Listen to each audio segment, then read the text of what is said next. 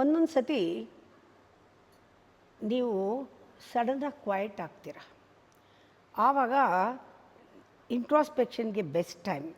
ಈ ಕ್ವೈಟ್ನೆಸ್ಸು ಎಲ್ಲಿಂದ ಬರ್ತಾ ಇದೆ? ಇದು ಪೆರಿಫೆರಿನಲ್ಲ, ಒಳಗಿಂದ ಬರ್ತಾ ಇದೆಯಾ? ಪೆರಿಫೆರಿನಲ್ಲಿ ಒಂದೊಂದು ಸತಿ ಸುಸ್ತಾಗಿ ಮೈಂಡು ಕೆಲಸ ಮಾಡದೆ ಬ್ಲ್ಯಾಂಕ್ ಆಗೋಗುತ್ತೆ, ಆಗಲೂ ಕ್ವೈಟ್ ಆಗುತ್ತೆ. ಒಂದೊಂದು ಸತಿ ಒಳಗಿದ್ದ ಆನಂದ, ಮೌನ, ಶಾಂತಿ ಒಳಗಿಂದ it wells up in you. ನೋಡ್ಕೋಬೇಕು ಈ ಕ್ವೈಟ್ನೆಸ್ ಹೇಗೆ ಅಂತ. ಜೆನ್ಯೂನ್ ಕ್ವೈಟ್ನೆಸ್ ಆಗಿದ್ದರೆ ನಿಜವಾಗ್ಲೂ ನಿಮಗೆ ಹರ್ಟ್ ಆಗಿದ್ದರೂ ಕೂಡ, ಡೀಪಾಗಿ ಹರ್ಟ್ ಆಗಿದ್ದರೂ ಕೂಡ ನೀವು ಕ್ವೈಟ್ ಆಗ್ತೀರ. ಆ ಕ್ವೈಟ್ನೆಸ್ ಬೇರೆ, ಅದು ಟ್ರ್ಯಾಂಕ್ವಿಲಿಟಿ ಅಲ್ಲ, ಅದು ಅಹಂಕಾರಕ್ಕೆ ಡೀಪಾಗಿ ಏಟು ಬಿದ್ದಿದೆ. ಈ ಟೈಮ್ನಲ್ಲಿ ಒಂದು ಕಾಲು ಮುರಿದಿದೆ ಅಹಂಕಾರಕ್ಕೆ ಅಂತಲೇ ಇಟ್ಕೊಳ್ಳೋಣ.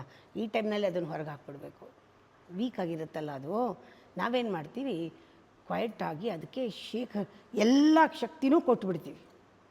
ಅದಕ್ಕೆ ಪುಸ್ತಲಾಯಿಸ್ಬಿಟ್ಟು ಅಯ್ಯೋ ಪಾಪ ಅನ್ನೋ ಹಾಗೆ ಕ್ರಿಯೇಟ್ ಮಾಡಿ ಸೀನು, ಎಲ್ಲರ ಅಟೆನ್ಷನ್ ಗೇಯ್ನ್ ಮಾಡಿ ಎಲ್ಲರೂ ಅಟೆಂಡ್ ಮಾಡಬೇಕು, ಎಲ್ಲರೂ ಅಯ್ಯೋ ಪಾಪ ಅನ್ನಬೇಕು, ಸಿಂಪತಿಗೆ ಇಟ್ಟಿಸ್ಕೊಂಡು ಅದಕ್ಕೆ ಶಕ್ತಿ ಕೊಟ್ಬಿಟ್ಟು ಎಬ್ಬಿಸ್ಬಿಡ್ತೀವಿ.